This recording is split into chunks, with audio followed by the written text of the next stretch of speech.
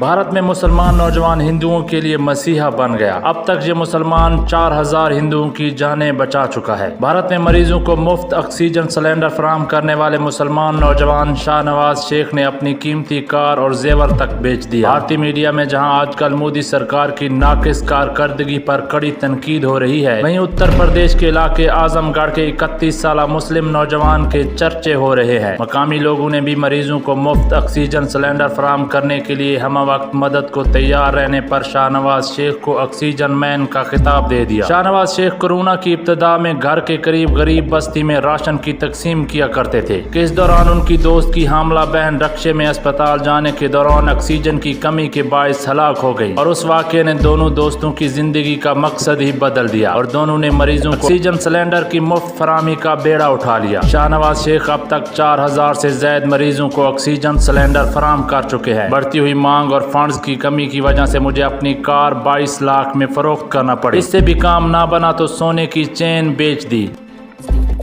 गाड़ी बेचकर मिले पैसों से शाहनवाज शेख ने ऑक्सीजन सिलेंडर खरीदे और जरूरतमंदों को सिलेंडर फ्री में मुहैया करवा रहे हैं। शाहनवाज अब तक 4000 मरीजों को मुफ्त में सिलेंडर मुहैया करवा चुके हैं और उनकी जान बचाने में मदद कर चुके हैं। नवाज ने इस काम के लिए कंट्रोल रूम बनाया है, जहां रोजाना ऑक्सीजन सिलेंडर की मांग को लेकर करीब 500 फोन कॉल्स आते हैं।